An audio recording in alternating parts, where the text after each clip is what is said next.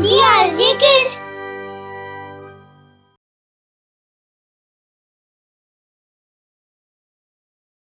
इस छोटे से शहर में सुबह होते ही मेहनती लोग काम पे लग जाते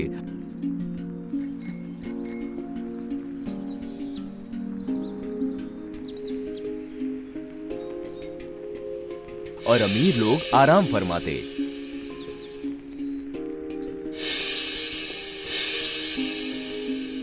उन्हीं में से ये हैं मर्चेंट साहब, बहुत धनी व्यापारी, अपनी रंगीन लाइफस्टाइल और दरियादिली के लिए जाने जाते हैं।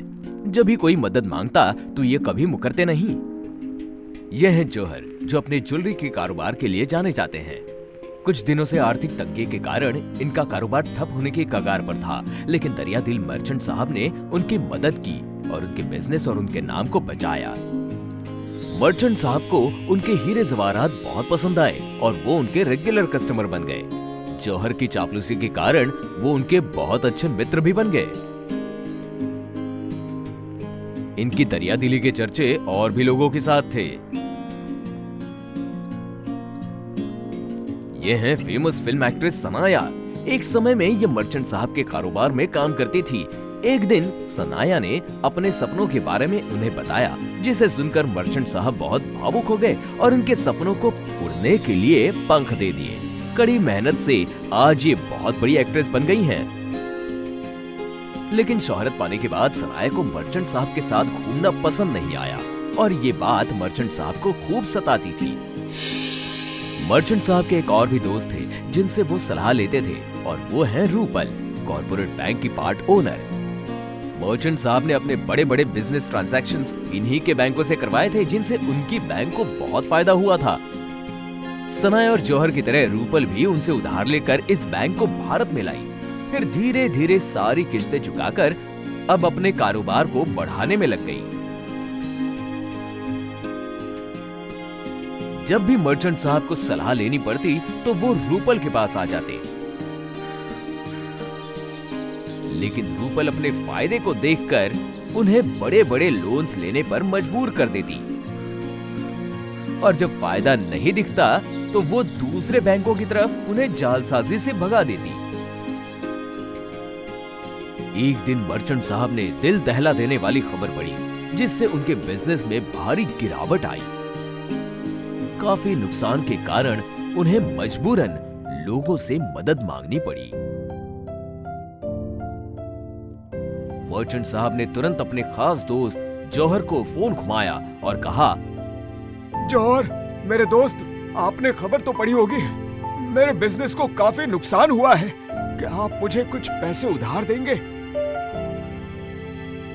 सॉरी मर्चेंट भाई, मेरे धंधे का उसूल है, कभी किसी को उधार नहीं देना। ये सुनकर मर्चेंट साहब को बहुत बुरा लगा, जिससे वो उदास हो गए। फिर उन्होंने अपनी एक्ट्रेस फ्रेंड सनाया को फोन किया। सनाया, आज वो दिन आ गया जब तुम्हें मेरी मदद करनी होगी। इस तंगी के कारण मेरे धंधे बंद होने की कगार पर हैं। मुझे तुमसे थोड़े पैसे चाहिए होंगे। बात यह है कि मेरे पास भी ज्यादा पैसे नहीं हैं, तो मैं तुम्हारी मदद नहीं कर पाऊंगी। लेकिन तुम तो होटल बिजनेस में पैसे डालने वाली थी ना। कुछ दिनों के लिए वो मुझे दे दो, मैं तुम्हें वापस लौटा दूंगा। वो मैं नहीं दे सकती। वो मेरा एक और सपना है जो अभी पूरा होगा। जानता हूँ तुम सब के सब ढोंगी हो। सनाया ये सुनकर हैरान रह गई और कहा, सॉरी, मैंने तुमसे सिर्फ पैसों के लिए दोस्ती की थी, लेकिन अब और नहीं। ये कहकर सनाया ने फोन कट कर दिया। रूपल, माय गुड फ्रेंड, मुझे कुछ पैसों की जरूरत होगी पर्सनली। कुछ दिनों में मैं लौटा दूंगा। रूपल ने उनके हाल को जानते हुए कहा, सॉरी, लेकिन आपकी सारी प्रॉपर्टी जल्द ही जब्त हो जाएगी, तो मैं आपकी कोई मदद नहीं कर पाऊंगी। ये सुनकर मर्चेंट साहब हैरान परेशान हो गए और कहा, सॉरी तो मुझे कहना चाहिए था, जो मैंने तुम जैसों की भोली सूरत देखकर मदद कर दी। मुझसे लोगों को जानने में गलती हो गई। मर्चेंट साहब अब साहब नहीं रहे। उनकी सारी चकाचौंध भरी जिंदगी एक ही पल में छीन गई।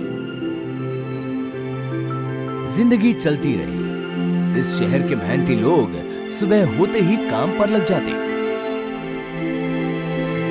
इस जनरल स्टोर के मालिक दीपक ने न्यूज़पेपर की हेडलाइंस देखी और हैरान हो गए।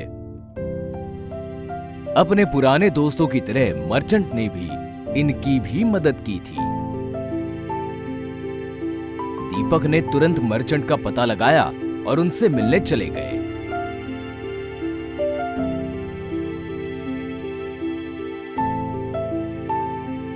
दरवाजा खुलते ही मर्चेंट ने दीपक को देखा और याद करने की कोशिश की।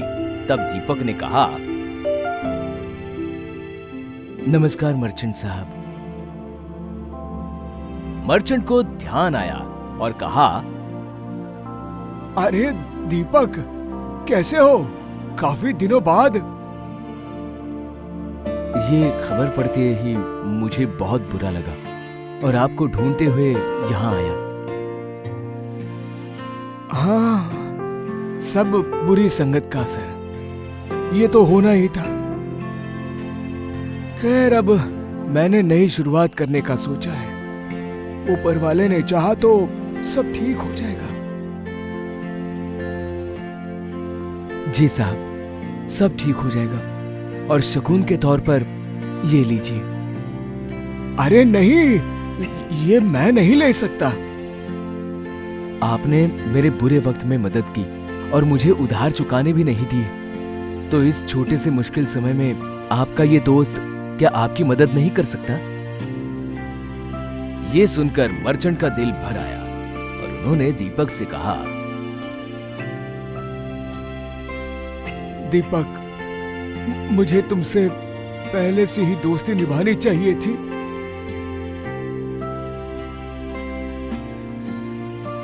तो प्लीज आप ये एक गुड लक के तौर पर ले लीजिए।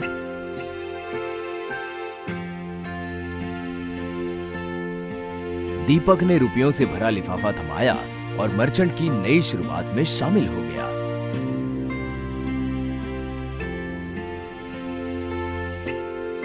हमारे जीवन में भी 4 दोस्त होते हैं। जौहर, जो हमारे शरीर को दर्शाता है।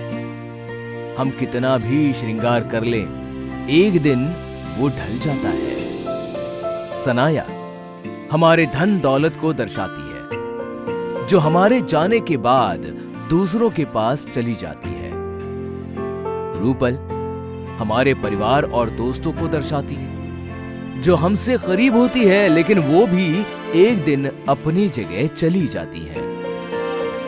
दीपक हमारी अंतरात्मा है, जिसे हम धन दौलत और चकाचौंध भरी जिंदगी पाने की खोज में हम खुद को भुला देते हैं।